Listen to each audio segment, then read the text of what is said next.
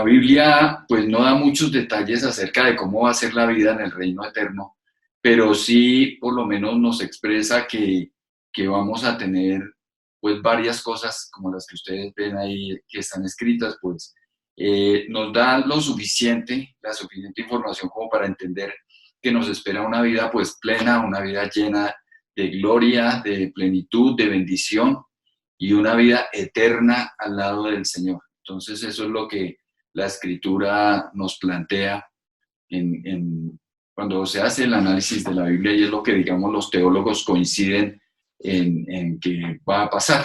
Bueno, entonces dice que después de que ha terminado todo este tema de la batalla de Armagedón, todo lo que ocurrió después de la gran tribulación, la escritura plantea tres eventos esenciales que van a ocurrir, que son esos. Primero, la liberación de Satanás y su revuelta.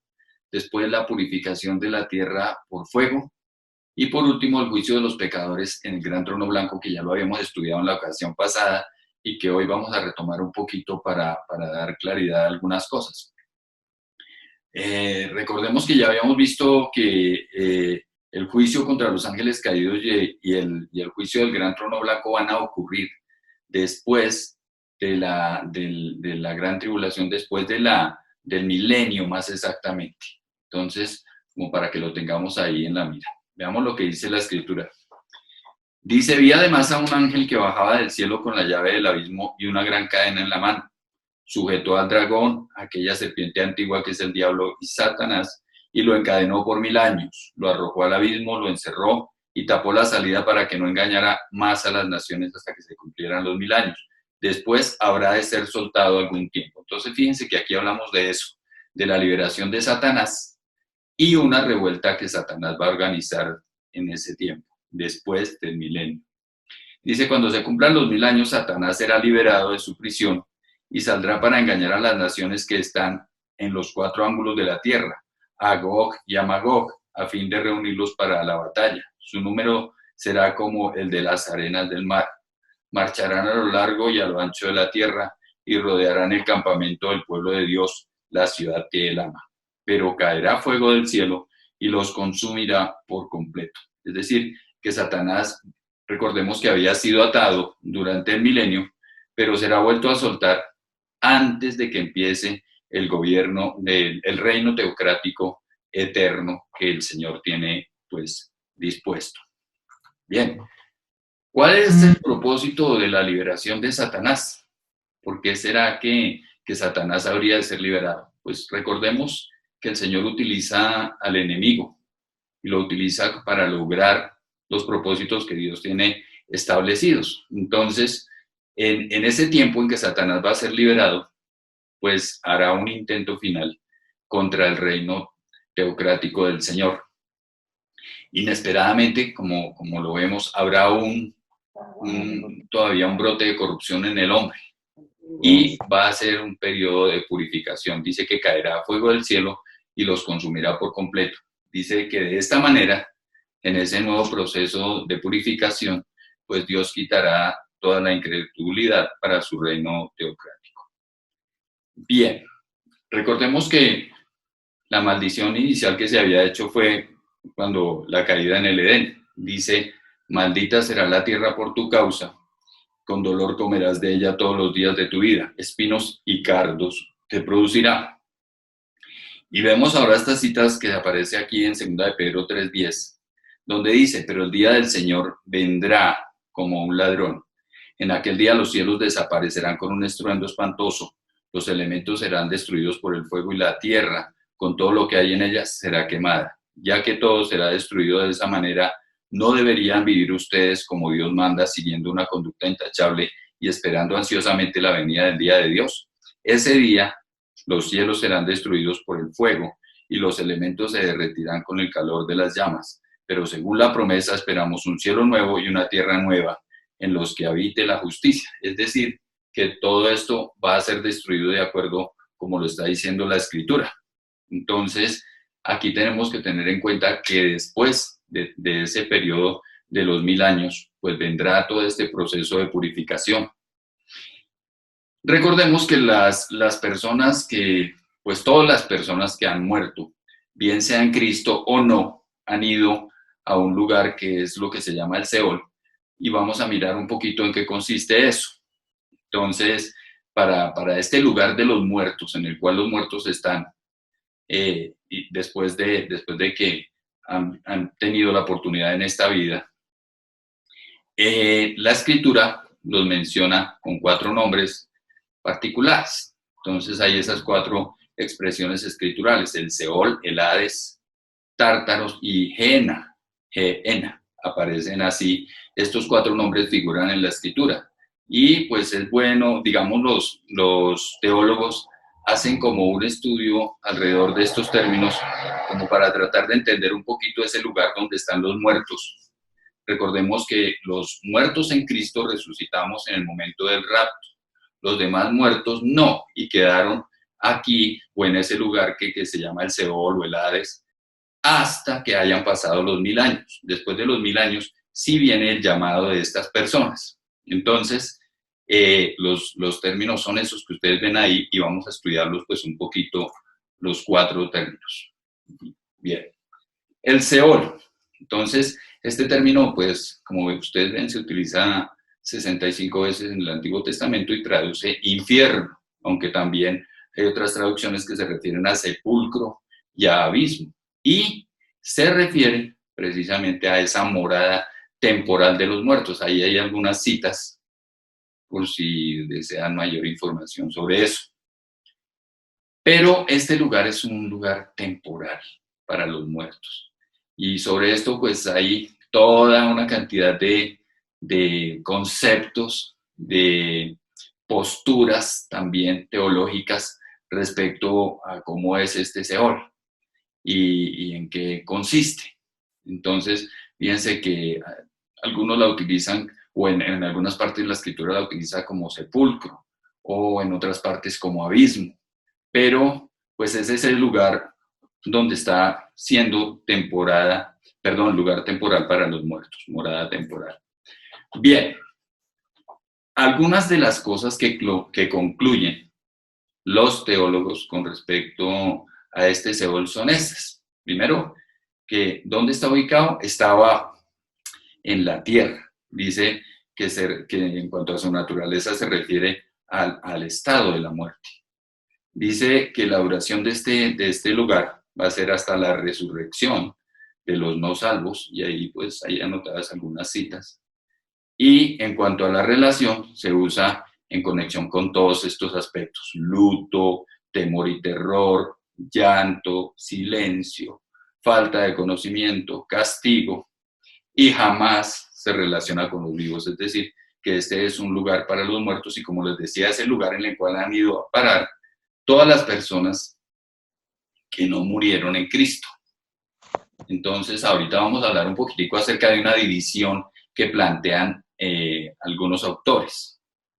Bien, el Hades, también conocido de otra forma, es aquí donde les digo yo que algunos teólogos hacen algunas consideraciones respecto a eso. Recuerden que es otro nombre.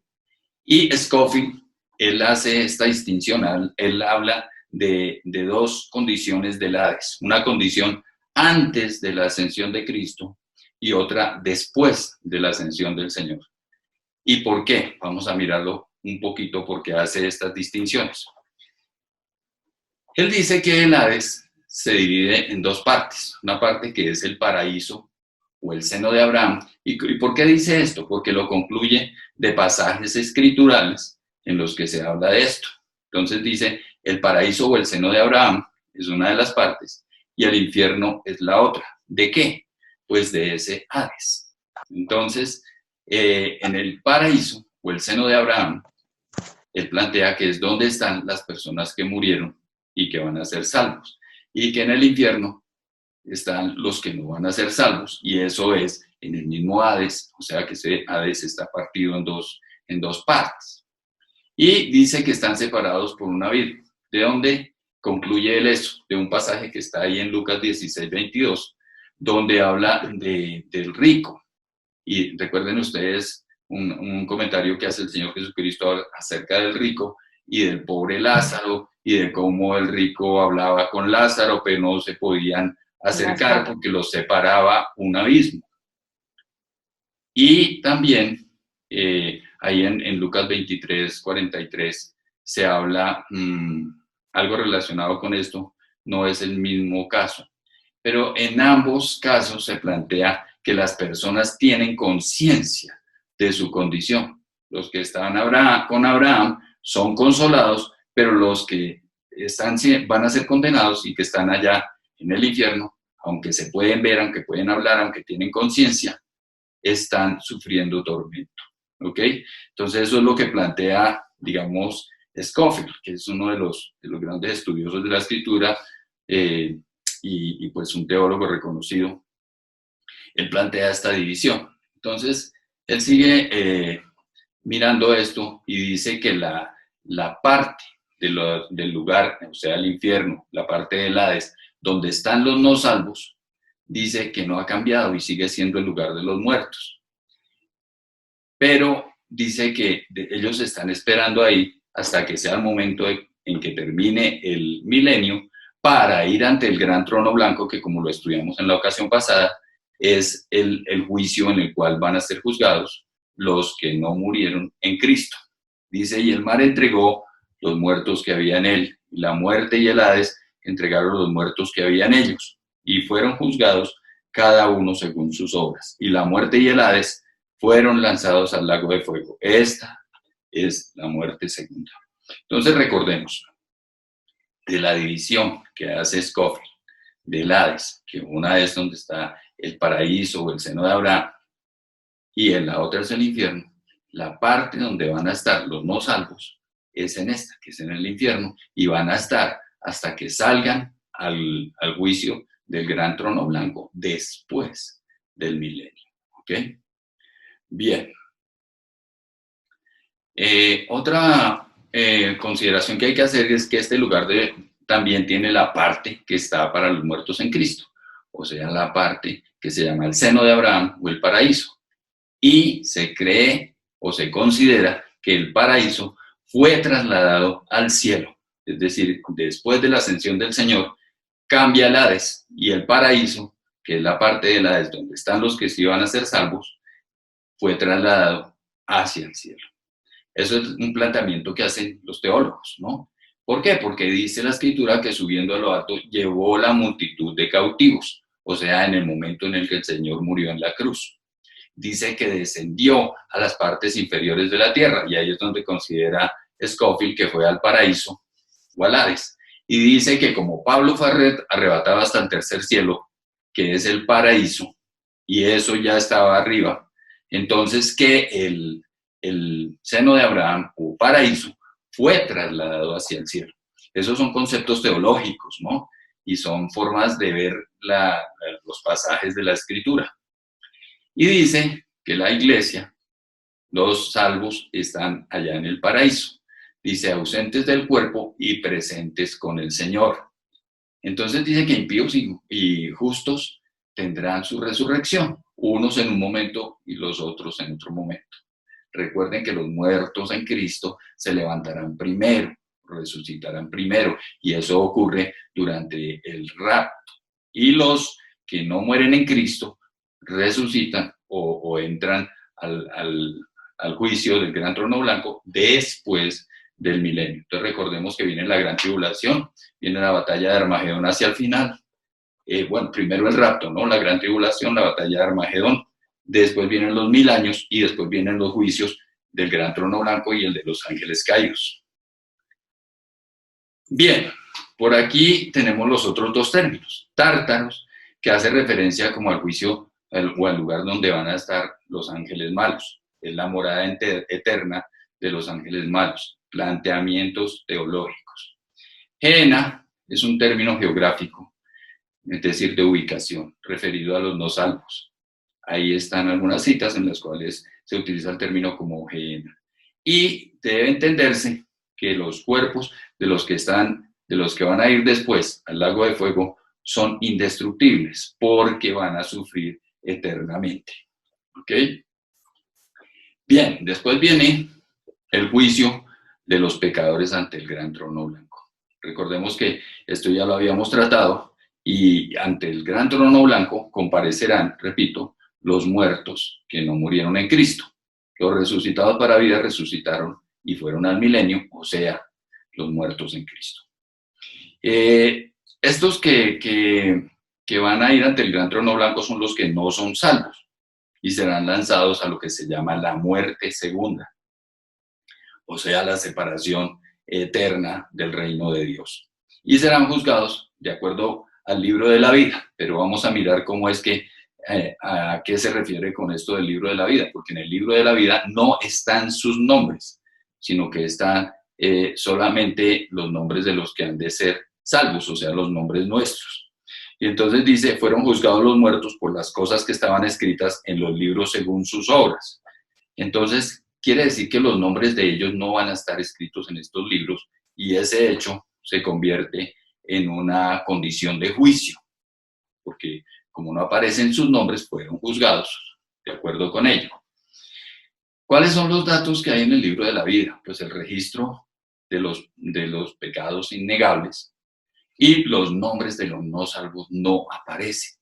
Entonces, el libro, o lo que llaman, aparece en algunas partes en la escritura como los libros o el libro, pues por el solo hecho de que no estén los nombres de ellos ahí, habla en contra del pecador. Es decir, serán juzgados según sus obras. Dice, ni el mar ni el mundo invisible podrán retenerlos más. La muerte y el Hades llegan a su fin. Dice, y la muerte y el Hades fueron lanzados al lago de fuego. Esta es la muerte segunda. Dice, el que no se halló escrito en el libro de la vida fue lanzado al lago de fuego. Y el mar entregó los muertos que había en él, y la muerte y el Hades entregaron los muertos que había en ellos, y fueron juzgados cada uno según sus obras.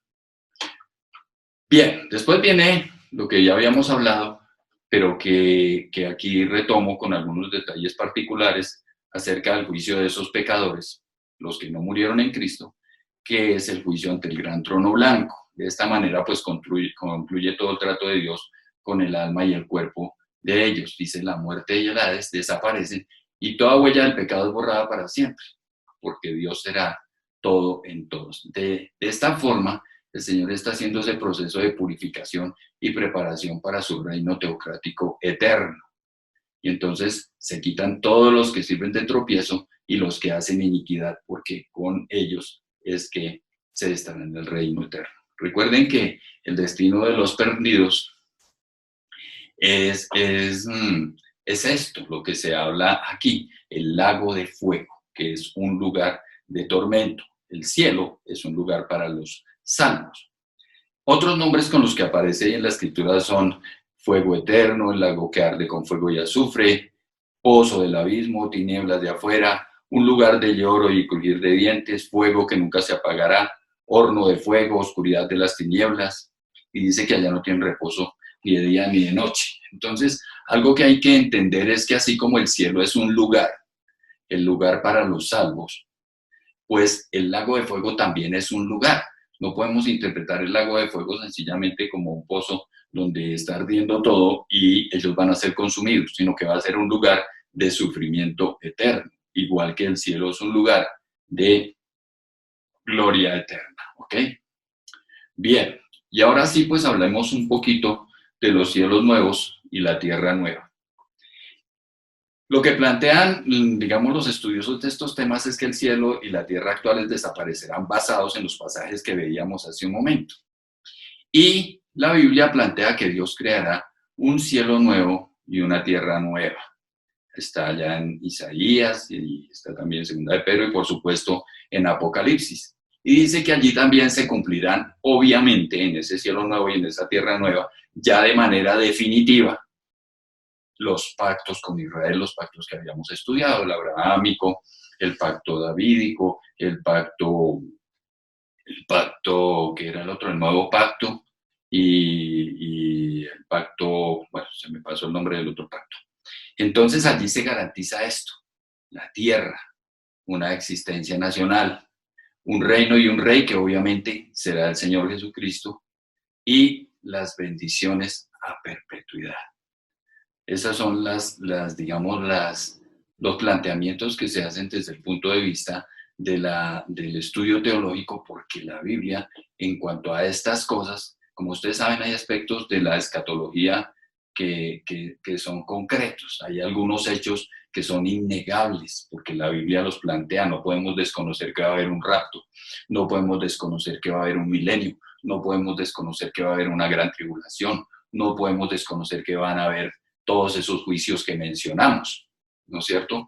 Pero hay otras cosas en las cuales lo que se hace es suponer o concluir a partir de los estudios de los pasajes escriturales. Entonces, hay algunas de estas cosas que podemos tener absoluta certeza que van a ser así, como el cumplimiento de estos pactos, que se seguirán cumpliendo, así como se empezaron a cumplir en el milenio, se seguirán cumpliendo en la eternidad, porque recuerden que en esos pactos, cuando los leíamos, dice la Escritura, pacto perpetuo. Este es un pacto perpetuo que hace el Señor con su pueblo. Bien, entonces, pues, allí se va a cumplir esto que dice aquí, el tabernáculo de Dios con los hombres, y Él morará con ellos, y ellos serán su pueblo, y Dios mismo estará con ellos como su Dios. Es decir, ya empieza a quedar todo listo para este reino eterno de Dios, un reino en el cual mora la justicia, como dice ahí. Veamos un poco acerca del destino eterno de la iglesia. Dice, y si me fuere y os prepararé el lugar, vendré otra vez y os tomaré a mí mismo para que donde yo estoy, vosotros también estéis. Cuando Cristo, vuestra vida, se manifieste, entonces vosotros seréis manifestados con Él en gloria. Porque el Señor mismo, con voz de mando, con voz de arcángel y con trompeta de Dios, descenderá del cielo y los muertos en Cristo resucitarán primero. Eso se supone que es al momento del rapto, ¿no? Luego nosotros, los que vivimos, los que hayamos quedado, seremos arrebatados juntamente con ellos en las nubes para recibir al Señor en el aire, y así estaremos siempre con el Señor. Y abajo en 1 Juan 3:2 dice, amados, ahora somos hijos de Dios y aún no se ha manifestado lo que hemos de ser, pero sabemos que cuando Él se manifieste, seremos semejantes a Él, porque le veremos tal como Él es. Es decir, para la iglesia, que recuerden que a estas alturas del partido, después del milenio, ya es la esposa, ya ocurrieron las bodas del Cordero que nos explicaba en la clase antepasada, creo, Andrés. Pues ya la iglesia tiene un lugar, obviamente, en el cielo también, pues con todos los salvos. Entonces, dice que la iglesia y el Señor morarán eternamente en la nueva tierra, en aquella ciudad celestial, lo que se llama la Nueva Jerusalén. Por eso el Señor oró por aquellos que Dios le había dado a Él. Padre, aquellos que me has dado, quiero que donde yo estoy, también ellos estén conmigo, para que vean mi gloria que me has dado. Contemplaremos entonces la glorificación de Cristo, estaremos con Él en gloria para siempre. Entonces, en lo que respecta a lo que será la vida en esa ciudad eterna, pues la Biblia no es, digamos, muy clara, muy concreta, pero sí se puede deducir de todos los estudios de la Escritura, se pueden sacar varias conclusiones. Primero, que habrá una vida en comunión con Él. Ustedes, como yo les había comentado, les voy a estar enviando el material y ahorita les explico cómo lo vamos a hacer. Pero ahí están las citas para que las tengan en cuenta por si acaso toman el pantallazo. Dice que habrá también una vida de descanso, una vida de pleno conocimiento, una vida de santidad, una vida de gozo, una vida de servicio, una vida de abundancia, una vida de gloria, una vida de adoración. Y ahí están pues algunas citas en las cuales ustedes pueden corroborar. No quise copiarlas ahí para no extender más el seminario, pero pues ahí está la información suficiente para consultarla. Dice, después de esto miré, y he aquí una gran multitud, la cual nadie podía contar, de todas naciones y tribus y pueblos y lenguas, que estaban delante del trono y en la presencia del Cordero, vestidos de ropas blancas y con palmas en las manos, y clamaban a gran voz diciendo, la salvación pertenece a nuestro Dios, que está sentado en el trono y al Cordero. La bendición y la gloria y la sabiduría y la acción de gracias y la honra y el poder y la fortaleza sean a nuestro Dios por los siglos de los siglos. Amén. Apocalipsis 7, del 9 al 12. Sabemos que cuando Él se manifieste, seremos semejantes a Él. Es decir, que la gloria de nuestra expectativa es que seremos transformados a semejanza del Señor y ya no tendremos pecado, no tendremos muerte y con la experiencia de la perfección de la evolución. Bien, y bueno, este pasaje también nos deja ver que nuestra ocupación en el estado eterno no será con nuestra posición o gloria, sino con Dios mismo. Es decir, a nosotros no nos interesa tanto el lugar como el hecho de que por ser la esposa de Cristo estaremos permanentemente con Él. Entonces, digamos que esto es lo que sería la parte concluyente de este estudio de escatología.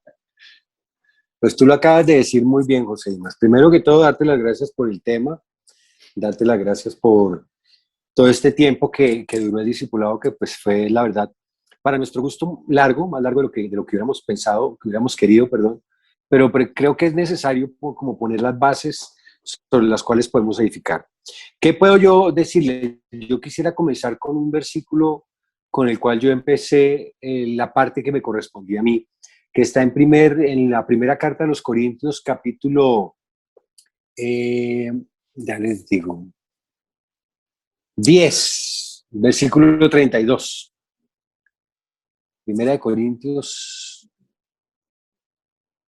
capítulo 10, versículo 32, que dice, está hablando justamente, si ustedes leen el contexto de esta carta, el apóstol Pablo está hablando acerca de ese problema que se había presentado allá de que si podían comer cierto tipo de alimentos, de que si podían celebrar ciertos días o si podían hacer algunas cosas, mejor dicho, la típica pregunta que le hacen a muchas personas en su inmadurez, y es que, ¿qué le prohíben en el cristianismo? ¿Qué se puede y qué no se puede? Y el apóstol Pablo termina diciendo en el versículo 32 de la primera epístola de los Corintios, capítulo 10, dice, no hagan tropezar a nadie. Y a mí me parece que es súper importante como que tengamos esto claro. No hagan tropezar a nadie, ni a judíos, ni a gentiles, ni a la iglesia de Dios. Y yo quiero simplemente terminar con dos ideas. La primera es no hacer tropezar a nadie. ¿Y qué quiere decir eso? ¿O de qué se trata el no hacer tropezar a nadie?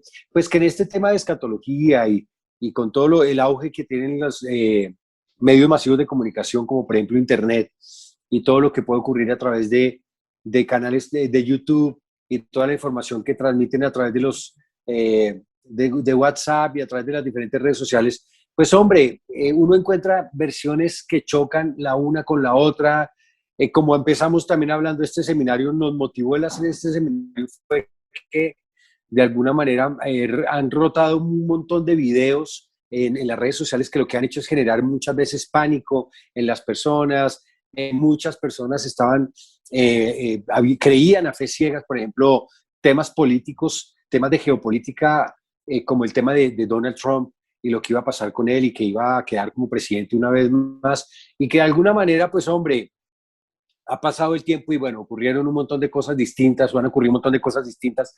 Aparte de eso, el tema del COVID y el tema del confinamiento, por no decir encierro, ha generado también que la gente se empiece a volcar a mirar todo lo que puedan encontrar en cuanto a video. Alguien decía que el hombre del siglo XX y del siglo XXI sería un Homo videns, ya no sería el Homo sapiens, sino sería el Homo videns. Y eso tiene que ver con que somos personas a las que nos entra la información por video.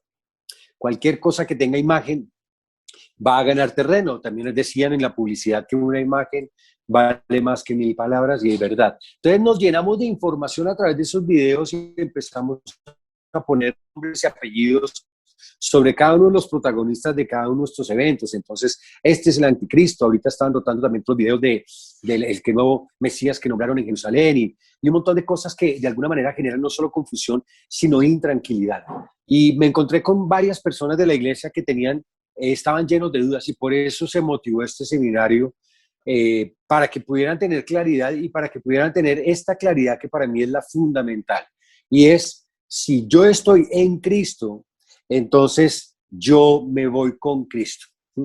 Y eso es lo que usted tiene que tener claro con respecto al final de los tiempos. Asegurarse de estar en Cristo, asegurarse de que su relación con Dios esté en orden como tiene que estar, asegurarse de que su relación con Dios esté saturada de sinceridad, de honestidad, porque eso es lo que de alguna manera Dios está buscando en nosotros. Dios no está buscando en nosotros religión ni religiosidad, está buscando en nosotros una relación.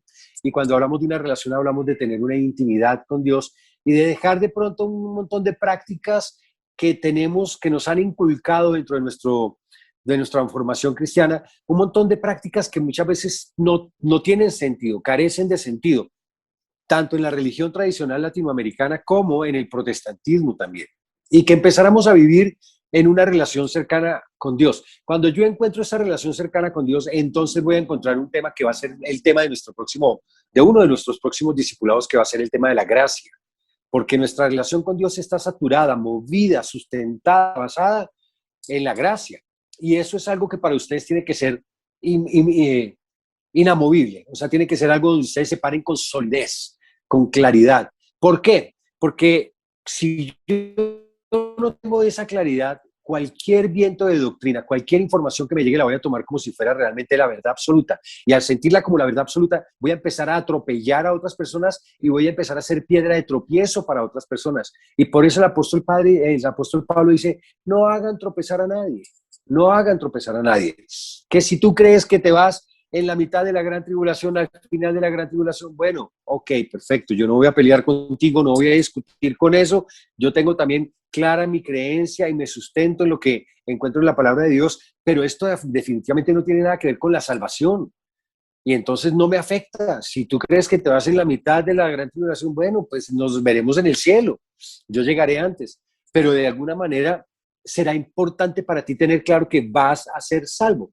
Eso para mí es lo que tiene que ver con todo el tema escatológico. Cuando yo tengo la claridad de mi salvación, no importa lo que pase, no importa quién sea el presidente, no importa qué movimientos ocurran en Israel, qué movimientos ocurran en Europa, qué movimientos ocurran en el Oriente, no me importa porque yo tengo claro mi destino, sé de dónde he venido y sé para dónde voy. Entonces, no hacer tropezar a nadie, no hacer tropiezo de nadie. También el apóstol Pablo dice que no caigamos en esas vanas argumentaciones y en esas vanas peleas que no tienen ningún sentido y que no conducen a ningún lado. Eso es también parte importante. Pero la segunda parte para mí, con esto cierro, es cuando dice no hagan tropezar a nadie, ni a judíos, ni a gentiles, ni a la iglesia de Dios. Y una vez más volvemos al punto de inicio de todo este seminario después de la introducción que nos dio Sergio Zapata, y es, hombre, la Biblia le habla a tres grupos clarísimamente. Y aquí lo hemos visto y que se ve con más claridad en el desarrollo del plan escatológico. La Biblia le habla al pueblo judío, al pueblo de Israel. La Biblia le habla a los gentiles, que son aquellas personas que no son ni de la iglesia ni del pueblo de Israel, aquellos que han rechazado de plano el sacrificio de Cristo en la cruz del Calvario. Y por último, la Biblia le habla a la iglesia de Dios. Y que es importante que tengamos claro que cada uno de nosotros somos protagonistas de esta historia de escatología y que para nosotros debería ser un honor, una honra pertenecer a la iglesia de Dios. Que la iglesia de Dios está conformada por todos los creyentes en toda la historia de la humanidad, los que estamos vivos, los que ya han muerto y los que vendrán después de nosotros, y que hemos creído en el sacrificio de Cristo en la cruz del Calvario y hemos aceptado y reconocido nuestra salvación por gracia como un regalo gratis de Dios. Y ahí caben todos los que han aceptado y reconocido a Jesucristo como el Mesías, como el Salvador. Entonces tenemos tres grupos a los que la Biblia le habla y en este panorama escatológico que hemos planteado, les hemos dicho con claridad qué va a ocurrir con cada uno de esos grupos, qué va a ocurrir con el pueblo de Israel, que ustedes acaban de dar cuenta con lo que dice José Dimas, el protagonismo que va a tener durante el tema del tiempo de la gran tribulación y lo que sigue después, y lo que va a ocurrir con los gentiles, que también ustedes han visto en lo que hablaba José Dimas del juicio del gran trono blanco y el final de los tiempos, y qué va a ocurrir con la iglesia de Dios, que fue el tema que yo estuve hablando. Para mí es importante que usted tenga esa claridad en qué grupo está usted y que usted pueda tener la coherencia para vivir su relación con Dios de una forma sana, de una forma correcta, de una forma que usted pueda estar tranquilo y seguro de que cuando venga Jesucristo, en vez de que se me angustie y se me arrugue el estómago de la angustia, yo pueda tener la paz, la calma y la tranquilidad de que me voy con Cristo, de que voy a estar con Cristo, de que celebraré el tribunal de Cristo y que celebraré las bodas del Cordero y que estaremos acá reinando. A mí eso, ¿no? No hagamos a cada persona tener su idea, cada persona cada vez más y más y más y más y más y más información y bueno, el, el, el tiempo no va a terminar, sobre todo cada vez que vamos apocalípticos como los que el cambio de miedo cuando pasamos de 1990 empezó a alborotar un poco también el tema del fin del mundo y también ahorita con el tema del COVID, la pandemia y lo que estamos viendo en el panorama político, en el panorama geopolítico. Entonces, estén tranquilos, estén velando y cuando hablo de velar, ese es un concepto también que me gustaría dar. Dentro de los evangelios nosotros levantamos, nos encontramos el tema de velar, lo vinculamos, lo relacionamos con el tema de hacer vigilias. Y yo no sé si a usted le pasó, yo me hice cristiano en esa época de la teología de los 90, en donde hacer una vigilia era muy común hacer vigilias, ¿no? Y entonces uno iba a la casa de alguno o en la misma iglesia y eso era hasta las 2, 3 de la mañana cantando, adorando a Dios y no se puede quedar dormido porque es que usted tiene que hacer vigilia y si usted se queda dormido, mejor dicho, viene Satanás y lo zarandea y bueno, todas las canciones que cantábamos en esa época. Pero cuando yo leo el concepto verdadero de lo que es vigilar, velar, no tiene que ver con estar despierto físicamente, no tiene que ver con, mejor dicho, que no puedo cerrar el ojo porque si cierro el ojo, pues viene el diablo y me agarra de las patas. No, el concepto de velar tiene que ver con estar atento y estar alerta. De eso se trata. No sé, miren los conceptos, cómo se han manejado de mal, que hemos formado religión a través de conceptos bíblicos. Entonces, cuando Jesucristo decía, velen y oren para que no caigan en tentación, no estaba hablando de hombre, por favor. Incluso hasta está comprobado científicamente que si usted deja de dormir por varios días puede entrar en un estado psicótico complejo. Entonces, hombre, no está diciendo, no está hablando de esa superficialidad de privarme del sueño físico, está hablando de estar alerta, de estar atento a cualquier circunstancia en mi vida que pueda desviarme de mi camino, que pueda desviarme de mi relación y de mi caminar con Dios. Y por último ya, recordarles ese eslogan que nosotros tenemos en el río y que fue un regalo que Dios nos hizo del pastor Kerry Wood y de Chiqui Polo y es recordar que nuestro destino es el Padre.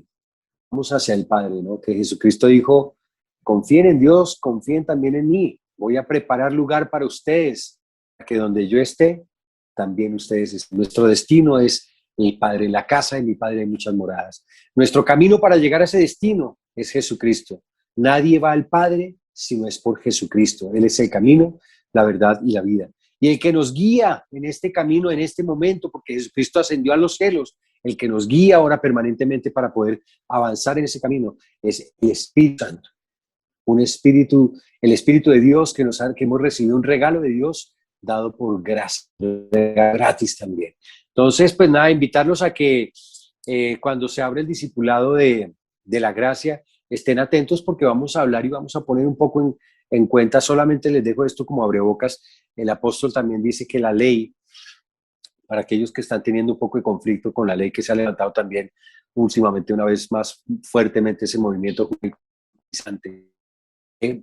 La ley, dice el apóstol, fue nuestro ayo, ¿no? Fue nuestro bastón, nuestra muleta. Dice que nos fe. Cuando llegamos a la fe, dice que llegamos a Cristo. Y ahí termina la función de la ley. Ahí empieza la gracia que es Cristo. Cristo es la gracia de Dios. Entonces, prepárense para lo que viene porque creo que eso nos va a permitir vivir un poco más en libertad, caminar un poco en libertad, quitarnos un montón de cucas de encima a la iglesia. Solamente me queda orar, terminar y Padre, queremos darte gracias por poder, Señor, tener este tiempo, por poder, Señor bendito, disponer nuestra vida, Señor, y nuestro corazón para aprender de ti, conocer tu corazón, ver en cada palabra, ver en cada explicación tu corazón, Señor. Eso es lo que queremos ver. Más allá de llenarnos de conocimiento que nos puede envanecer, lo que queremos, Señor bendito, es llenarnos de ti, que tú fluyas en nosotros, que tú seas nuestra paz, que tú seas nuestra gracia, que tú seas nuestra victoria, que tú seas, bendito Dios, nuestra tranquilidad. Queremos caminar en el poder de tu amor, en el poder de tu fuerza y en el poder de tu gracia.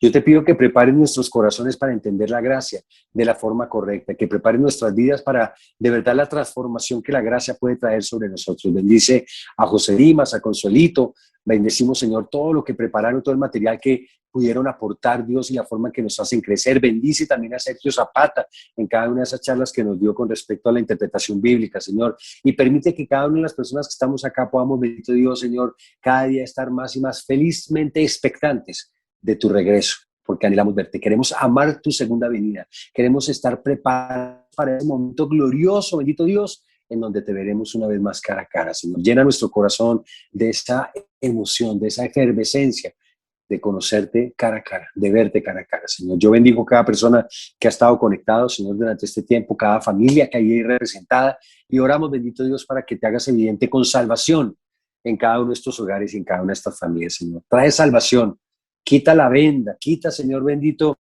la dureza, quita, bendito Dios, la ceguera, y trae salvación sobre nuestras familias, Padre. Es nuestro clamor hoy en el nombre poderoso de Jesús. Amén y amén. Pues un abrazo fuerte, muchas gracias, José Imas, y que Dios los bendiga a todos.